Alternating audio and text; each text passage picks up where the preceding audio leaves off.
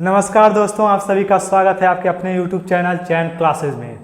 आज हम भौतिक विज्ञान का बल चैप्टर का पार्ट 4 करेंगे, जिसमें न्यूटन के गति का द्वितीय नियम के बारे में पढ़ेंगे। इससे पहले पार्ट 3 हम पढ़ चुके थे, उसमें न्यूटन के गति का प्रथम नियम के बारे में पढ़े थे। इसमें हम किसका पढ़ेंगे? द्वितीय नियम के बारे में। तो द्वितीय नियम क्या होता है? द्वितीय नियम ये होता है, अगर हम किसी वस्तु पर बल लगा रहे हैं, मान लें कोई वस्तु है, इस पर हम बल लगा रहे हैं F, तो जो F है वह यानी बल जो है वह वस्तु के द्रव्यमान, अगर द्रव्यमान इसका m है तो वस्तु के द्रव्यमान और इसमें जो त्वरण उत्पन्न कर दे, यानी बल लगाने पर जो त्वरण उत्पन्न होगा उसका द्रव्यमान और त्वरण का गुणनफल होता है। यानी जो बल है वह द्रव्यमान और त्वरण का गुणनफल होता है। तो यही न्यूटन की गति का दूसरी नियम है। न्यूटन का गति का द्वितीय नियम क्या है? जब हम किसी वस्तु पर बल लगाते हैं तो बल लगाते हैं तो वह बल वस्तु के द्रव्यमान और उसके त्वरण के गुणनफल के बराबर होता है। यानी कि अगर द्रव्यमान बढ़ेगा तो क्या होगा? बल ज़्यादा लगाना पड़ेगा, या फिर त्वरण बढ़ेगा तो बल भी, यानी त्वरण ज़्यादा करने के लिए बल भी ज़्यादा लगाना पड़ेगा। तो यहाँ से हम ये देख लेते हैं, जो F है वो प्रोपोर्शनल है m के, और F जो है वो प्रोपोर्शनल है a के। यानी कि अगर a को बढ़ाना है तो भी बल ज़्यादा लगाना पड़ेगा, अगर मास ज़्यादा है तभी बल ज़्यादा लगाना पड़ेगा। इसको भी देख लेते, यहाँ पे लिख लिया जाए।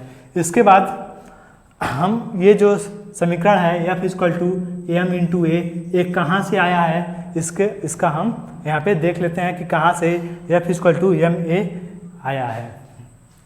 जो न्यूटन के गति का जो द्वितीय नियम है वह F = ΔP/ΔT ये है।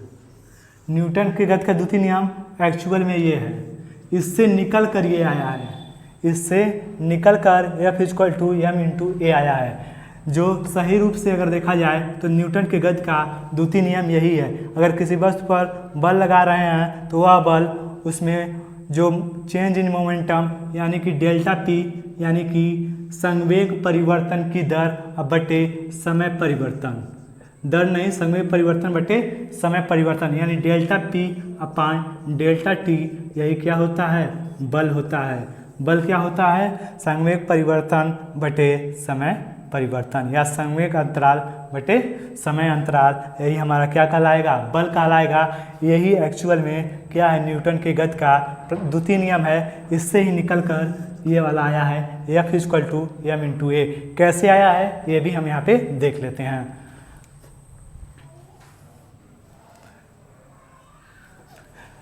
इसको देखने से पहले सबसे पहले हमको जानना होगा संवेग होता क्या है, मोमेंटम क्या होता है, ये हम देख लें। सबसे पहले मोमेंटम देखेंगे।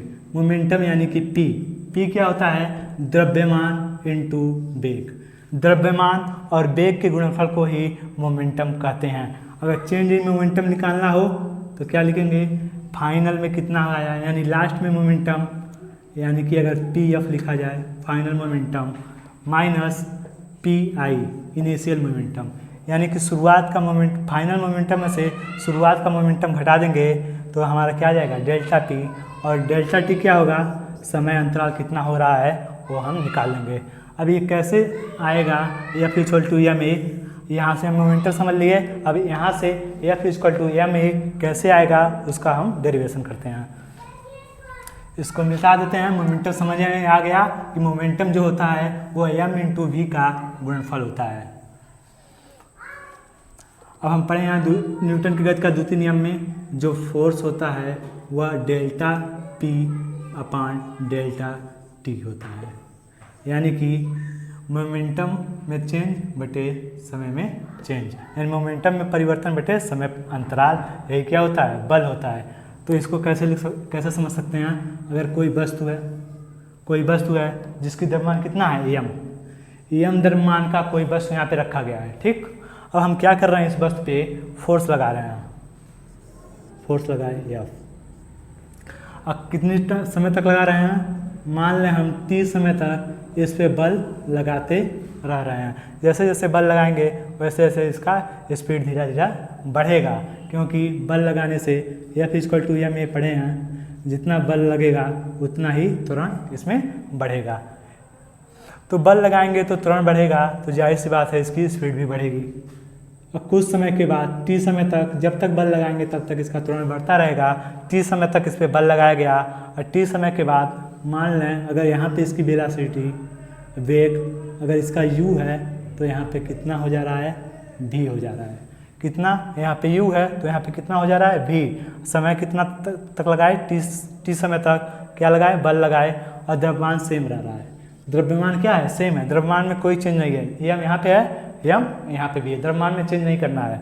किस में चेंज हो रहा है, बल लगाने से वेग में परिवर्तन हो रहा है। और यहाँ पे हम अगर हम P निकालें शुरुआत का, यानी P इनिशियल शुरुआत का निकालना तो क्या होता है, P पढ़े हैं, P equal to m into v, यही ना पढ़े हैं, यानी कि द्रव्यमान इंटू वेग। तो द्रव्यमान कितना है, m इंटू इनिशियल का निकालना है तो पहला वाला इनिशियल वाला, यानी इनिशियल में शुरुआत में कितना है, u है, अपान नहीं होगा, P equal to m into v होता है ना, m इंटू यू, यहाँ पे v की जगह क्या है, u है।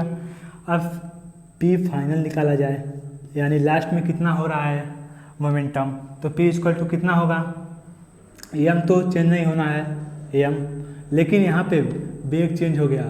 क्या हुआ था, यहाँ पे u था और यहाँ पे क्या हो गया, v, ये u है और यहाँ पे होके v हो गया। तो यहाँ पे अभी u ना लिख कर क्या लिखेंगे, v लिखेंगे।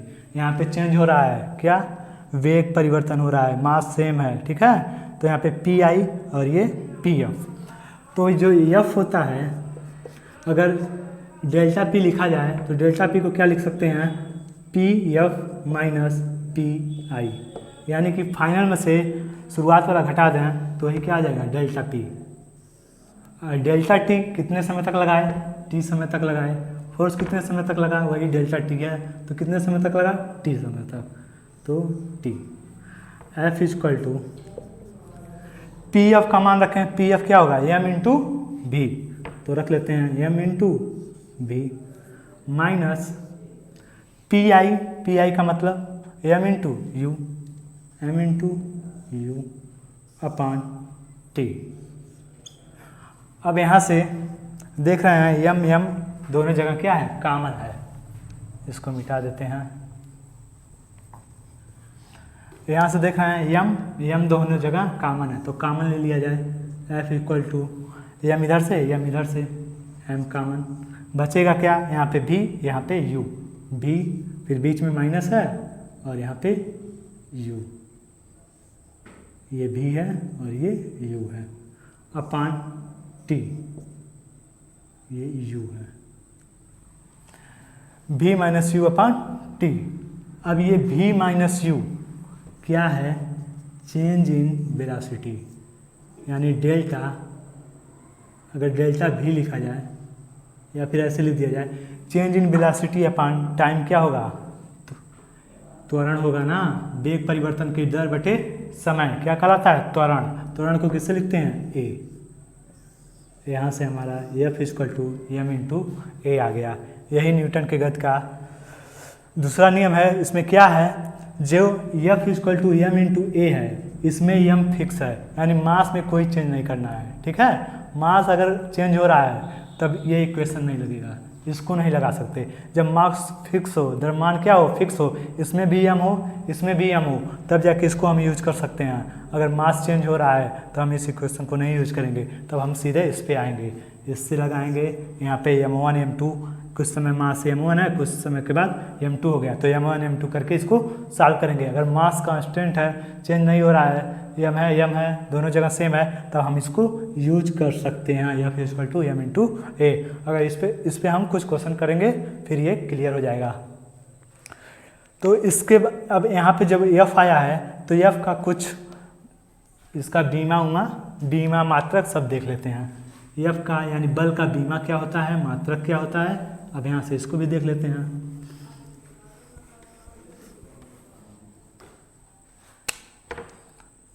एफ का मात्रक क्या होता है, न्यूटन, और इसका ये एसआई में मात्रक होता है न्यूटन, और इसका CGS में दिखा जाए तो डाइन होता है, डाइन। किसमें? CGS में। अब यहाँ से देखें F इक्वल टू होता था m इंटू ए। एम को किससे लिखते थे? मास है कैपिटल M। ए त्वरण है मीटर प्रति सेकेंड स्क्वायर। क्या होता था? मीटर प्रति सेकेंड स्क्वायर। स्क्वायर जब उधर जाएगा तो मीटर सेकेंड पे पावर -2, यही ना होगा। तो मीटर को यानी लंबाई है तो L, सेकेंड पे पावर -2, T पे पावर -2, यही होगा। अब इसको एक साथ लिख दें, M L T पे पावर -2। ये क्या हो गया? बीमा।